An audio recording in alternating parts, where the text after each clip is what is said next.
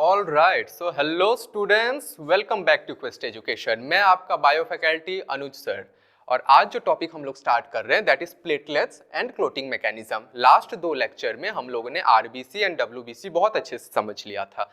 इसमें हम लोग स्टार्ट कर रहे हैं प्लेटलेट्स के बारे में एंड क्लॉटिंग मैकेनिज्म के बारे में।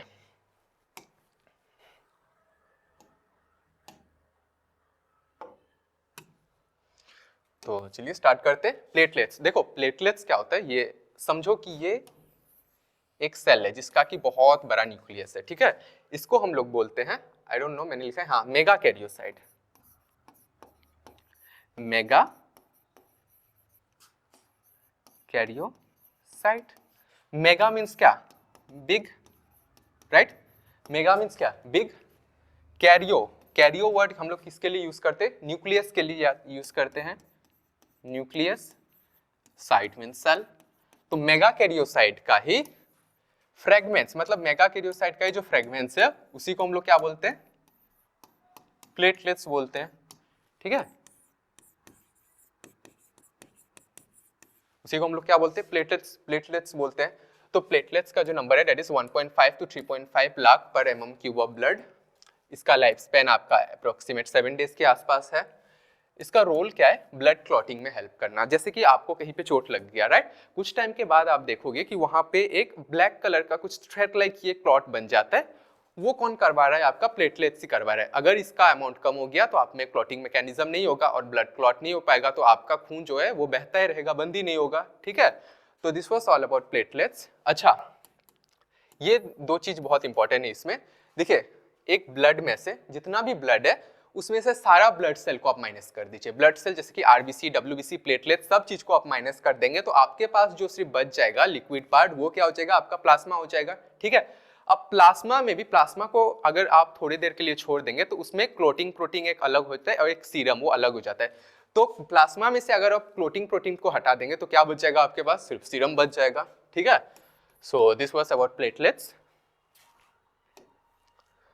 अब हम लोग आ रहे हैं मैकेनिज्म। अच्छा, मैकेनिज्म ऑफ क्लॉटिंग के ऊपर में, कोआगुलेशन ऑफ ब्लड कैसे होता है, ठीक है। देखो, इसको हम लोग स्टार्ट कर रहे हैं। इससे पहले आप एक ट्रिक समझ लो ताकि आपको बहुत इंपॉर्टेंट होगा पढ़ने में। ट्रिक क्या है इसको आप याद करो, पैकेट फाइबर, ठीक है, पैकेट फाइबर, ठीक है। अब ये ट्रिक कैसे हेल्प होगा मैं आपको बता रहा हूं। देखो, आपका ये इंज्योर्ड टिश्यू है, आपका एक टिश्यू इंज्योर्ड हुआ, ठीक है, ब्लड निकलना स्टार्ट हुआ, यहां से आपका ब्लड निकलना स्टार्ट हुआ, राइट।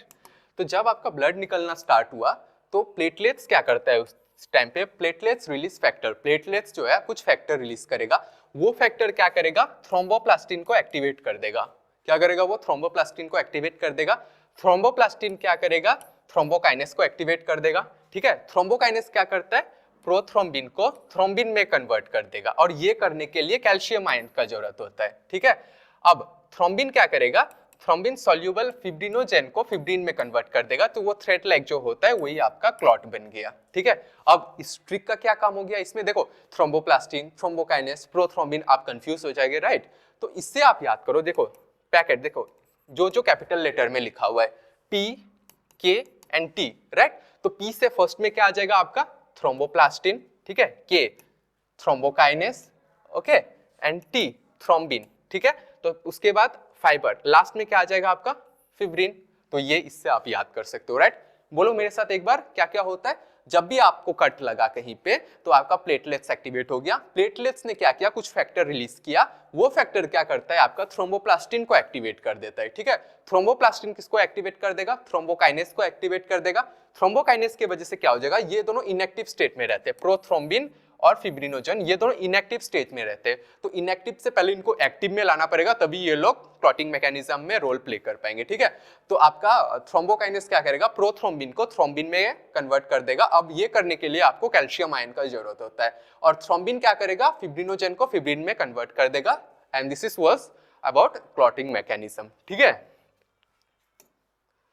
अब हम कुछ क्वेश्चन लाए हैं इसमें करने के लिए। ये क्वेश्चन आप याद कर लो मेरे तरफ से, ठीक है, कि कौन सा विटामिन जो है वो प्रोथ्रोम्बिन इन द लीवर को ये करता है? तो आंसर होगा विटामिन के। विटामिन के बेसिकली रिस्पॉन्सिबल होता है फॉर क्लॉटिंग मैकेनिज्म, ठीक है।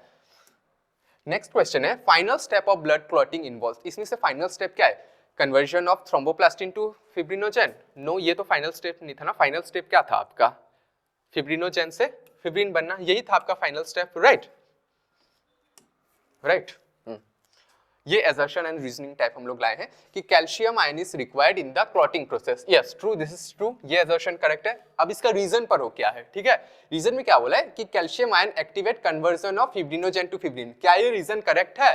नहीं, क्योंकि हम लोग जानते हैं कि कैल्शियम आयन किस में ये होता था, प्रोथ्रोम्बिन को थ्रोम्बिन में कन्वर्ट करता था, पर इसमें तो फिब्रिनोजेन तो फिब्रिन बोल रहे हैं, राइट? तो ये रीजन गलत है, तो assertion is true but reason is false, ठीक है? Okay, so this was all about your platelets and clotting mechanism. तो thank you और next video में हम लोग मिलते हैं. Okay, thank you students.